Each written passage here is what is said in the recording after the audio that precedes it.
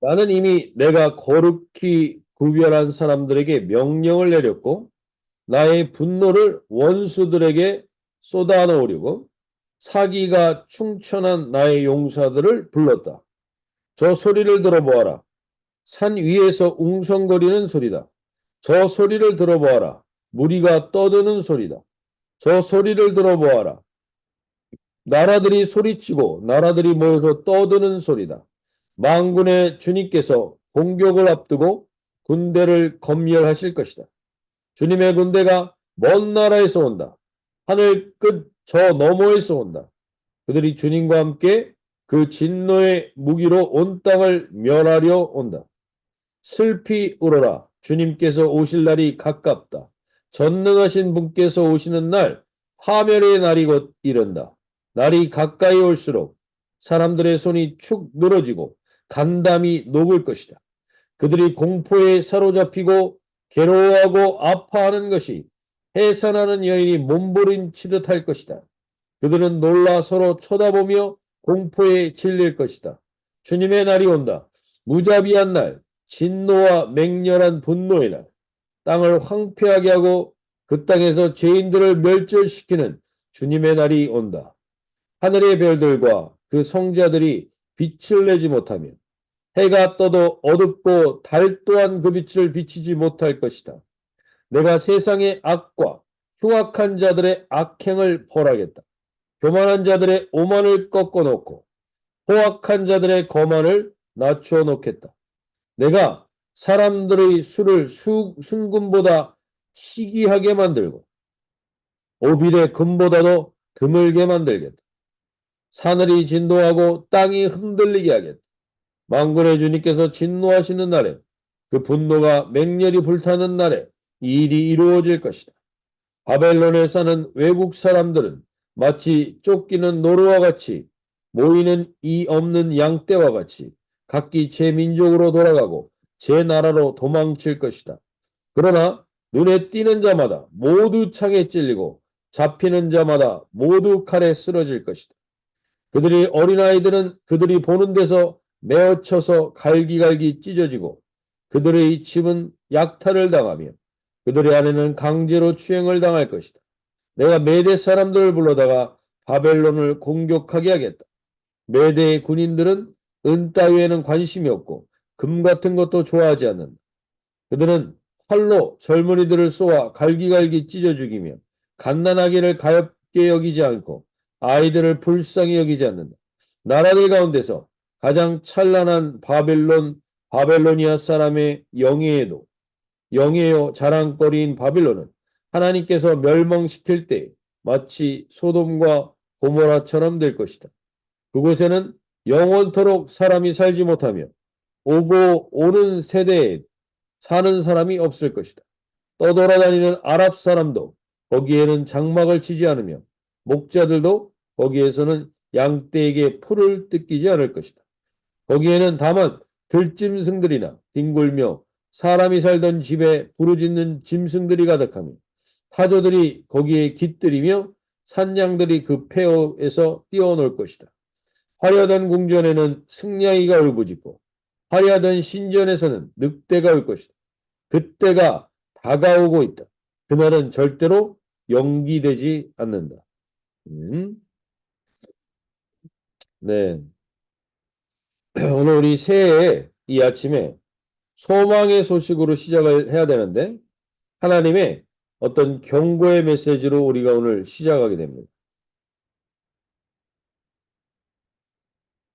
그도 그럴 것이 이번에 우리가 이 아침에 새해부터 들었던 여러 가지 뉴스들이 우리를 소망이 있게 만들지는 않습니다. 일본에서는 지금 동일본 대지진 이후에 최대로 큰 지진이 일어나서 뭐 사람들이 엄청나게 피해를 입고 있고 피난을 가야 되는 상황에 있습니다.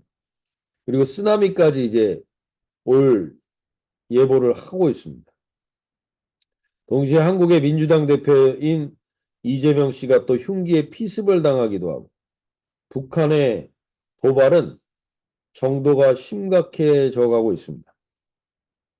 이렇게 혼란스럽게 새해를 시작하면서 하나님이 우리에게 주시는 메시지가 무엇인가를 오늘 우리가 이 이사야서 13장의 말씀을 통해서 좀 들을 수 있기를 바랍니다. 지금 이사야 시대에도 동일합니다. 이 혼란의 시기가 있습니다. 아시리아라는 나라가 패권 국가로서 맹위를 떨치고 있습니다. 그런데 그보다 아주 작은 세력이었던 바벨론이라는 나라에 대해서 오늘 이사야는 언급을 하고 있습니다. 이 시기 때 바벨론은 강대국도 아니었고 세계를 제패한 국가도 아니었습니다. 그런데 100년 뒤에 바벨론이 어떻게 아시리아를 멸망시키고 남유다를 멸망시킬 것인가에 대한 내용을 오늘 이야기하고 있으며 동시에 그 바벨론조차도 어떻게 망하게 될 것인가를 오늘 이 13장은 예언을 하고 있습니다. 하나님은 이 악한 나라들이 계속해서 악이 서로를 자랑하면서 자기를 자랑하면서 높이는 나라들이 어떻게 멸망해 가는 것인가를 보여주면서 이게 인류를 향하신 인류 가운데 있는 우리가 지금 듣고 있는 이 모든 혼란의 소식들의 근거에는 다 이러한 바벨론의 속성이 있다는 겁니다. 그 바벨론의 속성을 가지고 있는 것은 반드시 멸망하게 되고 반드시 흩어지게 되고 반드시 패망하게 된다는 것을 오늘 말씀은 우리에게 명확하게 이야기해 주고 있습니다. 바벨론의 의미는 바벨탑에서 옵니다. 바벨탑의 뜻이 뭐였는지, 바벨탑을 쌓았던 사람들의 중요한 핵심 사상이 무엇이었는가? 그것은 우리가 하늘에 닿는 곳까지 올라가 지면에 이름을 내고 흩어짐을 면하자는 게 바벨탑의 속성입니다. 즉 우리의 이름을 내고 우리가 우리의 힘을 가지고 하나님과 같이 되자. 하나님 하늘같이 높아지자. 이것이 바벨론의 속성인데 모든 제국에는 바로 이 속성이 있습니다. 그렇기에 모든 제국은 오늘 이야기의 말씀처럼 결국에는 다 심판과 멸망의 자리로 가게 됩니다. 그리고 이 바벨론의 속성은 요한계시록까지 이어져서 요한계시록 18장에까지 계속 언급됩니다. 이 바벨론은 모든 제국의 속성과 운명을 대표하고 있습니다. 오늘 혼란스러운 뉴스로 우리가 2024년을 시작하면서 우리가 오늘 하나님이 명확히 들어야 될 말씀을 듣길 원합니다. 우리가 반드시 태워지고 없어져야 되는 것들 중에 하나는 하나님보다 높아진 것들은 반드시 이런 운명을 갖게 되어 있다는 것을 하나님이 우리에게 이 새해의 새날에 깨우쳐 주시는 것입니다. 그렇게 우리가 다시금 우리의 삶의 우선순위를 어디에 두어야 할지를 명확히 하는 이 한 해의 시작이 되실 수 있기를 바랍니다. 그래서 지금 북한의 도발도 만만치가 않습니다. 하나님께서 이 전쟁이 우리 대한민국 땅에 임하게 된다면 정말 안타까운 일들이 일어나게 됩니다. 그렇게 우리가 하나님 이 아침에 깨어 기도하며 이 바벨론의 속성을 제하는 회개들이 일어나는 게 이 새해의 시작에 무엇보다도 중요한 속성입니다. 하나님이 그래서 이 새해 우리에게 이 말씀을 통해서 주시는 말씀을 듣고 우리가 그 회개에 앞장서는 저와 여러분이 되실 수 있길 바랍니다. 지금 이 세상 가운데 전쟁을 일으킨 자들, 연약하긴 아이들까지 안타까운 죽음을 맞게 한 자들을 하나님은 반드시 그냥 넘어가시지 않는다는 겁니다. 그래서 반드시 그날이 옵니다. 그것이 이사야 13장 6절에 이렇게 말합니다. 너희는 애곡할지어다. 여호와의 날이 가까웠으니 전능자에게서 멸망이 임할 것이미로다. 그러므로 모든 손의 힘이 풀리고 각 사람의 마음이 녹을 것이다. 그들이 놀라며 괴로움과 슬픔에 사로잡혀 해산이 임박한 여자같이 고통하며 서로 보고 놀라며 얼굴이 불꽃 같으리로다. 오늘 이 바벨이라는 뜻의 가장 중요한 의미는 혼잡입니다. 혼잡. 바벨론은 왜 혼잡하냐?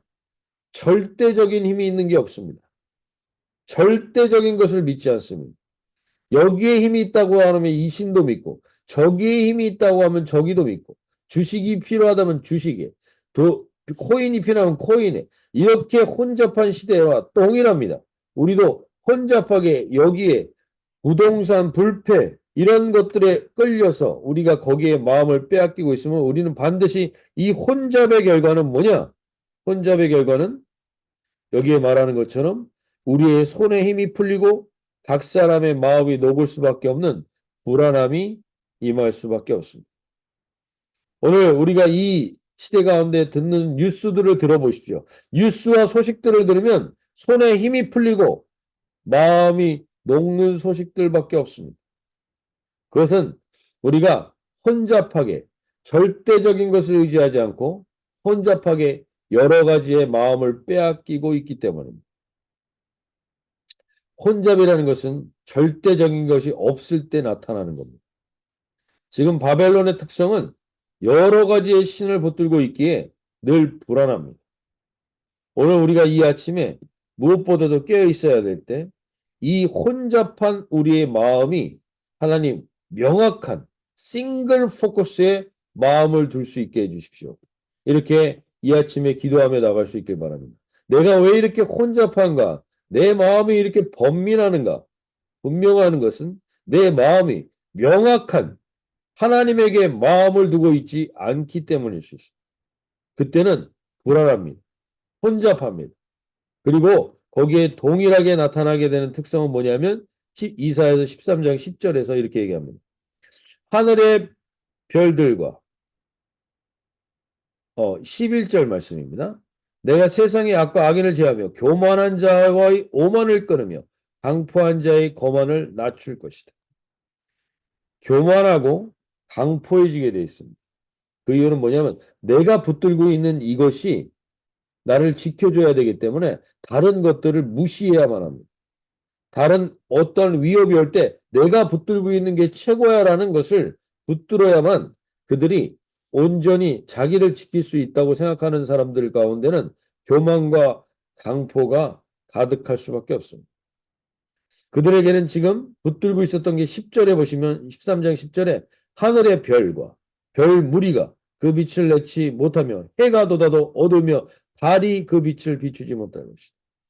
그들이 붙들고 있었던 것들이 다 있습니다. 여기 해와 달과 별과 지금 말하면 손과 세상의 힘과 모든 것들이 그 빛을 잃게 되고 금은 마치 돌덩이처럼 의미 없어지고 주식은 마치 아무런 휴지 조각처럼 그렇게 의미 없어지는 날이 온다는 겁니다. 하나님이 오늘 우리의 이 아침에 무엇보다도 세상의 뉴스 가운데 마음이 높고 손에 힘이 풀리고 있는 자들에게 하나님이 오늘 분명히 말씀하시는 소리를 들으시기 바랍니다. 네가 나 여호와 하나님을 유일한 절대적인 신으로 붙들지 않았을 때 오는 모든 혼란이라는 것이 혼잡이라는 것이 오늘 그것이 우리 가운데 깨어서 이 혼란함과 혼잡함이 내가 붙들고 있었던 것들 하나님 외에 붙들고 있었던 모든 것들은 다 빛을 잃게 되는 날이 옵니다. 오늘 우리가 이 아침에 소망으로 붙들 것은 우리는 적어도 그 하나님을 이 모든 세상의 어떠한 것보다도 가장 중요한 가장 유일한 하나님을 신으로 붙들고 있고 그분을 나의 하나님으로 붙들고 있다는 것만으로도 우리는 가장 큰 소망을 가진 자들임을 알고 이 새해를 시작하는 저와 여러분이 될 수 있기 바랍니다. 내 안에 있는 교만함과 오만함은 반드시 패망하게 됩니다. 하나님이 그 날이 오게 하신다는 겁니다. 오늘 우리가 그것에 깨어있는 이 하루 그리고 이 새해의 시작이 되게 하여 주십시오. 내 마음이 녹고 있습니까? 무슨 소식 때문에 녹고 있습니까? 내 마음에 내 손에 힘이 풀리고 있습니까? 무엇 때문에 힘이 풀리고 있습니까? 그것은 내가 하나님 외에 다른 것에 더 우선순위를 뒀을 때 오는 겁니다. 오늘 이 아침에 하나님 오늘 이게 분명히 말씀하십니다. 이사야서 12장 2절에서 이렇게 말씀하십니다. 보라, 하나님은 나의 구원이시라. 내가 신뢰하고 두려움이 없으리니 주 여호와는 나의 힘이시며 나의 노래시며 나의 구원이십니다. 이것을 분명히 붙든 자들에게는 혼잡한 것이 명확한 질서를 잡게 되는 날이 올 것입니다. 그리고 흔들리지 않는 싱글 포커스로 주님을 보게 될 때 우리에겐 이 혼란이 제어지는 것을 보게 될 날이 올 것입니다.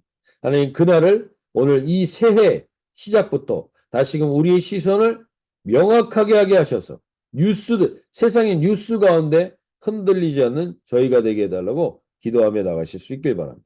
한 가지만 더 기도하며 나갈 것은 14장, 이사야서 13장 11절에 이렇게 얘기합니다. 악을 하나님께서 멸하시는데 16절에서 이렇게 얘기합니다. 그들의 어린아이들은 그들의 목전에서 메어침을 당하겠고 그들의 집은 노력을 당하겠고 그들의 아내는 욕을 당합니다.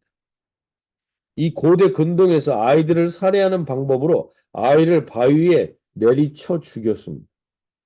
이것이 사람의 탈을 수고한 잔인한 행동들입니다.